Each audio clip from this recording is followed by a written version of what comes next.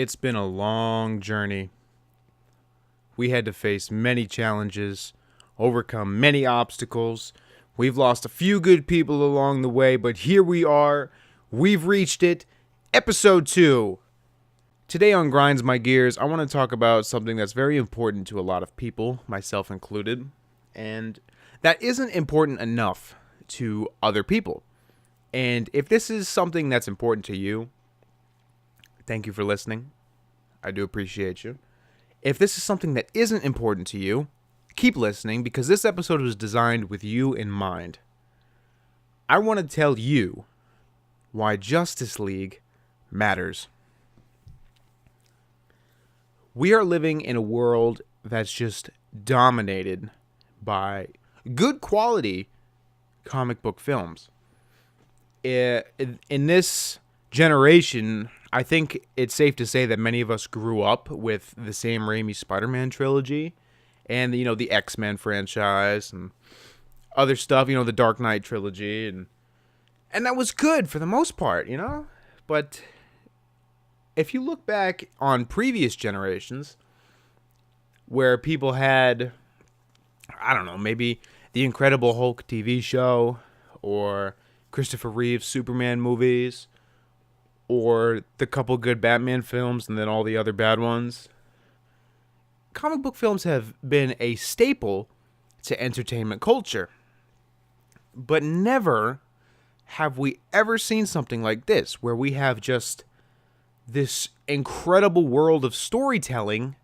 And of course I'm talking about this Marvel Cinematic Universe that we have going on. Back in 2008, Robert Downey Jr., Jon Favreau, and Kevin Feige helped kickstart or set in motion what would be the biggest revolution to filmmaking and storytelling. The idea of a shared cinematic universe where multiple films with different storylines all converging into one overarching story, it hadn't been done before. Marvel helped pioneer that, along with Disney, who owns the Marvel company. They helped make that happen. And then Avengers came out in 2012 and saw these characters that they had established in their own movies that we had been used to, saw all these characters interact in one setting and have one story all combined.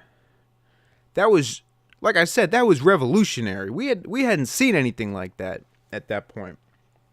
And since then, that's what everyone wants to do. Every film industry, Universal, Warner Brothers, they all want to do something like that. After Avengers, these comic book films, these good quality ones, really started picking up traction. Fox started getting in on it and bringing back their X-Men franchise, who they had the rights to. Sony wanted to reboot the Spider-Man franchise and create a cinematic universe out of that, since they had the ability to do that. And in the most recent, let's say, 4 years, there's just been an explosion onto the scene with these comic book films. We're averaging about 4 to 5 a year.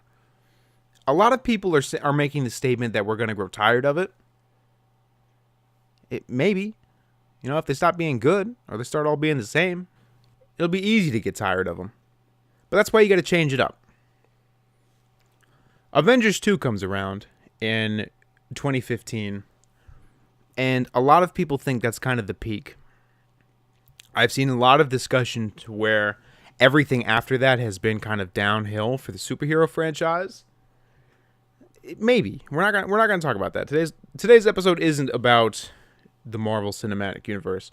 Today's episode is about the other one. The one that's been in the words of everyone's mouth, the boogeyman of the comic book movie industry in this decade. Everybody knows that Marvel's biggest competitor is DC Comics. DC Comics houses the most famous superheroes in history. Superman, Batman, Wonder Woman, the Super Friends, the Legion of Doom, the Justice League. You don't have to be a hardcore comic book fan to enjoy comic book films, growing up, I really only read Spider-Man comics, and yet I absolutely adore the Marvel Cinematic Universe. I don't think I ever read a Justice League comic. I watched the animated show, the Batman animated series, one of the best cartoons of my childhood. You don't have to be a hardcore dedicated fan to enjoy this kind of stuff. So when Zack Snyder brought back Superman, the most iconic character of probably all time, in 2013's Man of Steel, I was interested to see how this would compete with this industry that's dominated by one company, Marvel/Disney. It wasn't received well. Maybe it's because people were so used to it. I mean, 2013 we had 5 years of Marvel films under our belt. We thought that was as good as it could get, and there couldn't be any others. Maybe it was a little too, gritty for some people's taste. I don't know. There's different viewpoints on it. Zack Snyder, as you know, directed movies such as Watchmen and 300. I know you've seen 300. Everybody knows what 300 is. That's an iconic movie. You find a list of top 100 movies, I bet you that's on there. But for the average consumer of these comic book films in post-2008, not many of them have knowledge that expands outside of the films. And I think that's fine. I'm included in that demographic. And I'm sure some of you are too. But of course, you can't bring these iconic stories and characters to life without honoring the expectations of these hardcore comic book readers. So, Zack Snyder already has the most difficult challenge at hand. How do you bring back Superman, who is basically God mode for comic book characters? There is no weakness to him. And what I say by weakness is, obviously everybody knows that Superman's weakness is kryptonite. That's no doubt. A lot of people don't know that his weakness is also magic, but I doubt you're ever going to see that in a movie. Aside from kryptonite, what is Superman's weakness? Nothing. This character was created in 1938, when there really wasn't an abundance of characters like that, so the variety really wasn't necessary. This dude's got everything going for him. We've already seen Christopher Reeve's Superman, a timeless classic. We've already seen Brandon Routh's Superman, who kind of rebooted it, kind of brought it back with Superman Returns. I don't know. Take that with a grain of salt. But how do you make this character interesting is my question. How do you make a character who can't be killed, who doesn't feel pain, who could do anything that he wants? How do you make this character interesting enough for film? Every film, every story, every work of fiction has conflict. Man versus man, man versus nature, man versus self, anything like that. Superman doesn't have to abide by those guidelines. Man versus man, we've seen that. Superman kicks ass. I mean, there's no way around that. There's no other option. Superman kicks ass. It's the iconic ass kicker is Superman. Man versus nature, not so much. Superman can't be injured. So what does Zack Snyder do? He does the man versus self route. He takes a man who doesn't feel physical weakness and applies a psychological weakness to it, because that's the only real conflict that you can get out of somebody like this. I thought that was a fantastic idea. I grasped it as soon as I saw it. But a lot of people still don't understand that. A lot of people criticize that idea. Oh, he's too depressing. Why is he moping around? He can do anything he wants. Yada yada yada yada yada. Why is he killing all these innocent people in his wake? That's the whole point. Not to kill people, but the depression, the moping, the grittiness, it all stems from the psychological battle that Superman is facing. this conflicting idea of, do I have a place in this world or do I not belong? Do I do good for the sake of doing good, or do I try to fit in? Do I use these abilities for my own gain at the risk of being outcasted by the society that I'm forced to be a part of? It's all this psychological stuff. A lot of people don't get that, and I don't understand why. It's not a hard concept to grasp that the strongest man who doesn't have conflict in man versus man only finds conflict in man versus self. A psychological battle. That's a brilliant idea to me, and it should be to you, but, who knows. 3 years later, in 2016, we have one of my top 5 absolute favorite films of all time. Batman v Superman, Dawn of Justice. This movie had a lot of attention from the start. First of all, Superman's, or should I say Henry Cavill's depressing, mopey, gritty Superman who injures and kills everybody, is already not liked by people in the fictional world and critics watching his films. He's got a tough enough time holding his own.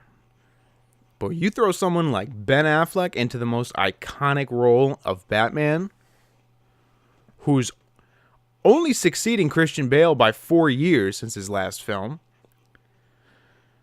and Michael Keaton, who's probably one of the more famous ones, I don't know. Immediately, people jump on that.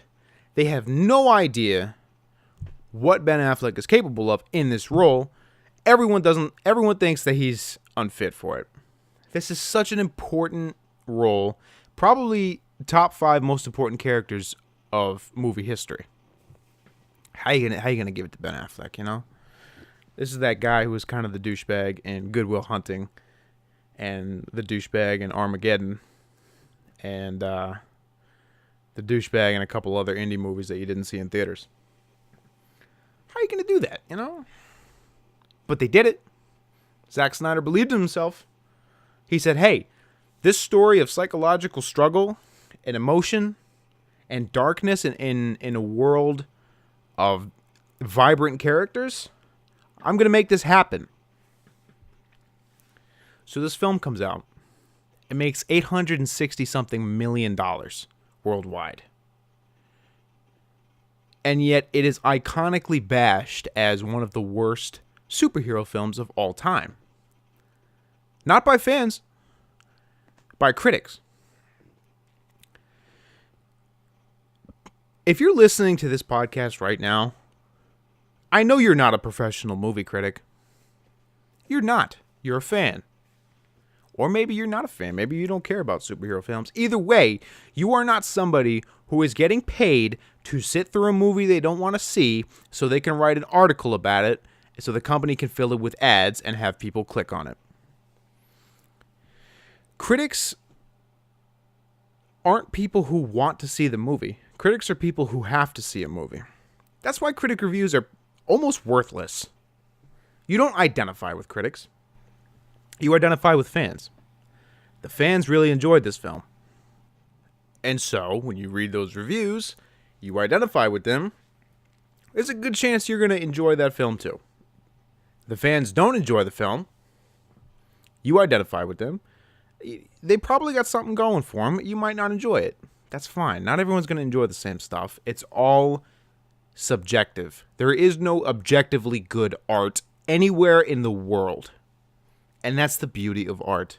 Everyone interprets it differently. The point is, don't get your interpretations from the wrong source. If you're not a movie critic, if you're somebody who wants to see the film, but only reads reviews by people who don't care about the film, your enjoyment of this is going to be tainted. That's just the way it is. Care more about what people like you have to say and less about what people like them have to say. And maybe you'll find more accuracy. This episode's not about Batman v Superman because I could talk all day about it. So we're going to move right along. into, I think, 5 months later, where the downloadable content for that film, Suicide Squad, arrives in theaters. To back up my statement of you should listen to what the fans have to say because you identify with them more, look at the fan reviews of Suicide Squad. It overwhelmingly wasn't that good. I've seen worse. It wasn't Fantastic Four. It wasn't X-Men 3. There's definitely been worse films. But I didn't really care for Suicide Squad all that much. I thought it was kind of unnecessary. But I am interested to see what Jared Leto has to bring in the future. I know that in order to get the role of Joker, you had to sign on multiple films in your contract to reappear as that character. So I am interested to see what Jared Leto's Joker can do with better film writing. If the character was written better and he had a better script, I think he's got potential. But yeah, there's that. I mean, that still earned a lot of money. And it was even less favorably looked at than Batman v Superman. That's fine. I don't really have much defense for that. But and then it moves right along, and it gets to we're now approaching the 4th film in the DC Films franchise. 2017's Wonder Woman, led by Gal Gadot, directed by Patty Jenkins. This film blew expectations out of the water. It doesn't matter if you think that the feminism movement has something to do with it. It doesn't matter if you think that the bright and cheery attitude of it has something to do with it. It doesn't matter if you think that there's any stimulus that was applied to this film that contributed to the success, made it what it is. It's all irrelevant. This film was good. This film was enjoyable by all audiences. It was easily graspable by casual moviegoers. It was easily graspable to people who haven't seen the previous installments and haven't even seen Gal Gadot in Batman v Superman. This movie was fantastic. It was hopeful. It was fun. It was pleasant, and it still had the dark, gritty overtone that these DC films are going for. Zack Snyder's vision is very apparent in this movie, and he wasn't even the director of it. This high-stakes world that's been darkened by all this inner struggle was still present here in this film. This was well received. This also made over $800 million, so that's absolutely wonderful. Gal Gadot is probably the most lovable human being on Earth. I cannot wait for Wonder Woman 2. But this takes us into right now. November 17th, 2017, the Justice League film. We see Ben Affleck's Batman and Gal Gadot's Wonder Woman assemble these other people who they've learned of the presence of. If you've seen Batman v Superman, you know what I'm talking about. Ben Affleck's Batman discovers that there's actually these superpowered individuals called metahumans all around the world. And so he needs to recruit them because, spoiler alert, Superman is gone. Superman is dead. He sacrificed himself. And so there's no one that powerful left to defend humanity should something as catastrophic as what they faced in that film happen again. So they need to assemble this group of superpowered individuals to fill the gap left by Superman's absence because the world is vulnerable. This film is the culmination of everything thus far. If you remember Marvel Cinematic Universe's Phase 1, Iron Man, Incredible Hulk, Captain America, Thor, Iron Man 2, leading up to the Avengers, that's basically what this is. Only they've had more time to kind of hammer out what works and what doesn't, and they've learned from Marvel's success. So I'm not going to talk about the story and the characters of this film. The entire purpose of this episode is to tell you why this film, as a concept, is important. Whether you're a hardcore DC fan or a hater, or you like the Iron Man movies and you want to see what this is all about, or you've never seen a superhero film in your life, if you have never seen any of the preceding 4 DC films, if you've never seen a Marvel film, if you've never seen Christian Bale's Batmans, if you've never seen Tobey Maguire's Spider-Man, if you've never seen anything like that, still, go see this film. This film, in this day and age, represents such an underdog metaphor. And what I mean by that is you have this industry, this genre of filmmaking, these comic book and superhero films, absolutely, without a doubt, dominated by one brand, Marvel Disney.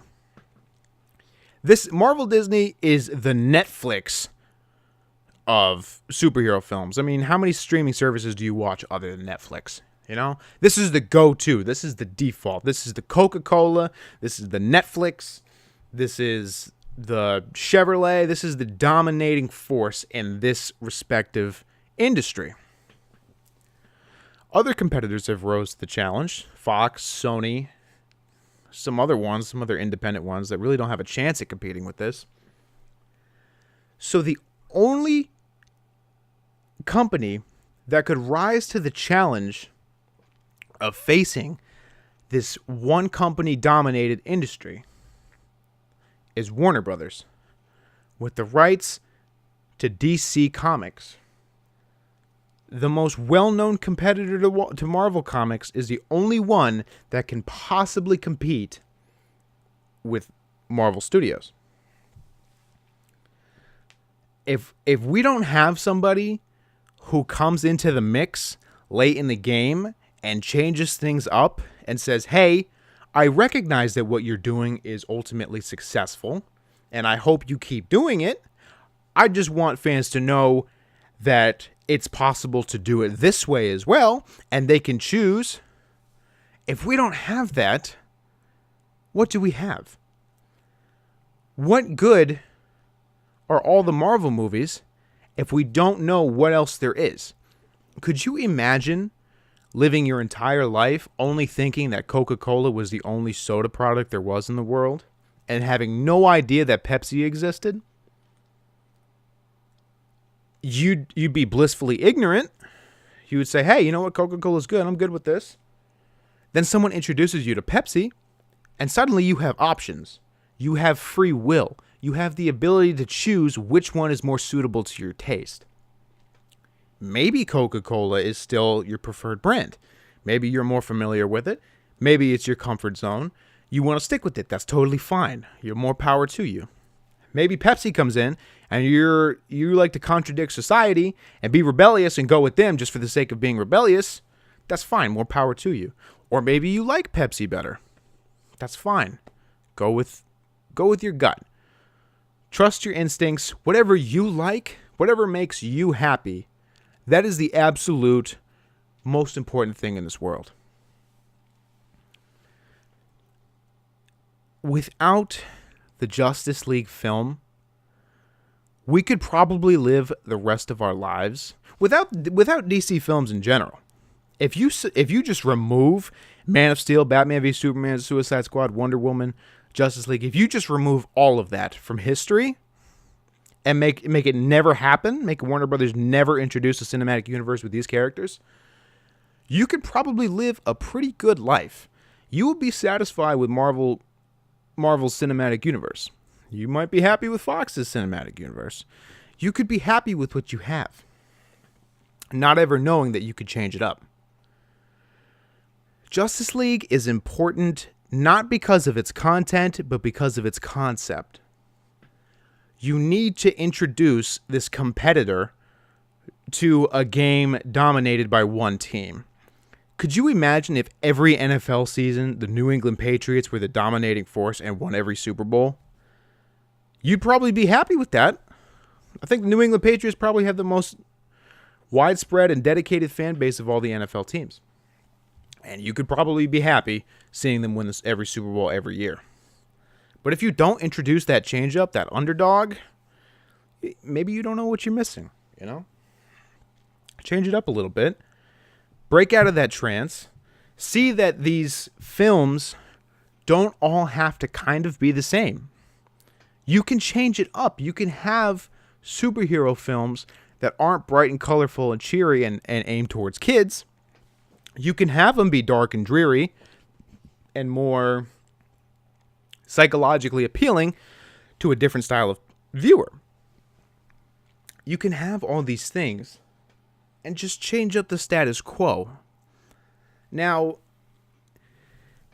if you don't like DC films because you just genuinely do not enjoy their grittier, heavier stakes tones, like I said, that's fine. What matters is what makes you happy. But if you don't like DC films because you feel safe with the Iron Man and Captain America franchises you've been essentially growing up with the last 10 years, you're doing yourself a disservice. Break out of your comfort zone. Go see this film. Make an educated opinion, an educated choice between one or the other. At least do yourself the favor of giving yourself that option. Even if you choose option A, see what B has in store. You might be pleasantly surprised. In fact, I'm willing to bet you'll be pleasantly surprised. I haven't seen this film yet, and I'm confident in this movie's success. I really am. Not because I love the characters, not because I love Ben Affleck and Gal Gadot, but because I love the concept that DC Films represents. That is why I'm supporting this movie so heavily. If you know me personally, you've seen me talking about this film for the greater part of the last year and a half, maybe 2 years. I haven't read a Justice League comic in my life, but I am absolutely excited to see what this film has to offer me, because I love underdog stories. I love the competitor rising to the challenge to say, hey, I like what you're doing, but we doing it this way, and let's see how successful that is. I absolutely love that. Someone who's brave enough to step outside of the box, who's willing to take the risky step and make everyone exit their comfort zone. I love that. That is why Justice League is important. Perhaps one of the most interesting aspects of the development of this film, and don't take it the wrong way when I say interesting, obviously it's very heartbreaking, the circumstances that made this happen. This past summer, the director, Zack Snyder, he suffered a loss. His daughter passed away due to suicide, and he couldn't complete the film. He had to step away from the production of this film. The filming had wrapped. The movie was made. He just had to produce it and put it together. He couldn't finish it. He had to step away. He had to go handle family matters. So who do you think stepped in to finish this film? This film that was going to compete with the biggest franchise, the biggest industry leader of the present day. The one who spearheaded the production of that franchise, Joss Whedon, the director of The Avengers. The guy who directed the biggest franchise, the one that this movie is competing with, said, hey, you know what? I'm going to help you finish this. When does that happen? That is incredible. That is absolutely, from a filmmaking and competition standpoint, that is incredible. Going back to my Patriots analogy, could you imagine if the Patriots and the Giants went to the Super Bowl and at the very last second, Eli Manning, the quarterback for the Giants, suffered a loss, and so Tom Brady said, you know what? I'm going to take your spot. I'm going to play for you, and I'm going to beat the New England Patriots for you. Could you imagine that? First of all, I'm not even going to talk about how exciting that would be. Can you just imagine that? How just out of left field that move is, and yet how interesting that is for not only that Super Bowl, but the future of the Patriots. That's incredible. That's so incredible to me. And when you apply that analogy to directors like Zack Snyder, who's directing the Justice League, and Joss Whedon, who directed the franchise it's competing with, the Avengers, that's a wonderful thing. That is such a historical move in filmmaking. You have to respect that. Even if you don't care for DC films, if you don't even like Zack Snyder's style, or even if you don't like Joss Whedon's style, you have to respect that. That is incredible. That is so motivating to see people who are supposed to be butting heads and who Joss Whedon's supposed to kind of feel intimidated and say, hey, I really hope this Warner Brothers DC franchise, I really hope this one doesn't see success, because that would ruin it for what I got going on. And yet he steps up to the plate and helps that competitor against his own team. That's wonderful. That is so cool. Even if you take away all characters, stories, franchises, comic book relation, and you just look at a movie making standpoint, like underdog being helped out by the succeeding team, that's incredible. I love that. That is so cool to me. So Joss Whedon is the absolute man for that move, specifically that move. But if you can't see what Justice League represents, not just for comic book character fans, but for fans of the film industry and filmmaking, competition and underdogs, if you can't see what this project represents outside of all names and logos, you're doing yourself a disservice and you need to get educated. This film is not about who's better, Iron Man or Batman. That's not what this is. This film isn't even about who's better, Marvel or DC, which a lot of people try to make it into. This film represents sticking to your beliefs and doing whatever you want to do, even if it contradicts the societal norms or what previous people have done to see success. If you want to do something different, if you want to step outside the box and be yourself and do whatever you want to do and still get success out of it, even if that means people laugh in your face, you do it. That is what this film represents. That is what Justice League means. That is what Zack Snyder's vision means. You can take this idea, in this case, superhero film, and you can spin it however you want to do it. And if you work your ass off and you believe in yourself, you can make success come to you. That's a wonderful thing.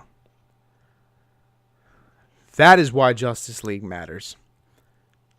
Not because of the story, but because of the idea it represents. I will defend Justice League even if this movie isn't successful. I'm seeing it tonight at 7 p.m. I bought out a theater so I could have it all to myself, so I could have no distractions. I could be completely immersed in it. Even if this movie turns out bad, which, of course, I hope it doesn't. Even if this movie turns out bad, don't forget what I've said here. If this film is disappointing, which the chances are slim that it really is going to be, despite all the critic reviews telling you that it is, if this film is bad, I will man up and say that I was wrong. But I'm confident enough that it won't be. I'm confident that this movie will have its pitfalls, as any film does, because no film since The Departed has been perfect. And I'm convinced that everyone's still going to do the Marvel versus DC argument. And maybe you don't want to watch any more DC films after this film. Maybe you just want to stick to Avengers and that's it. Maybe you don't want to watch any more superhero films. That's fine. But don't make that decision without seeing it first. Justice League is in theaters in the United States November 17th. Go see it. Go see it at least once. See what everyone is talking about. Make an educated guess. Do not bash it before you see it. Do not blindly defend it without seeing it. Just go see the film. You won't regret it. Either way. Even if it's the absolute worst film you've ever seen, if you ignorantly say that, you need to watch more films, because this is not going to be the worst film you ever see. But even if it is the worst film you've ever seen, at the bare minimum, it'll look pretty. Come on. Zack Snyder's good at that. But that's it. Justice League matters for those reasons. Thank you guys for listening. As always, please subscribe to Not a Real Job Productions on YouTube. We have more good stuff coming out. I'm already helping the production of another show that's going to come out. I'm really excited for you guys to see that. I can't spoil it or anything. Follow NRJ_Productions on Instagram for the latest updates. And as always, do what makes you happy. Whatever you want to do, you do it. That's the bottom line. Until next time, it's been real.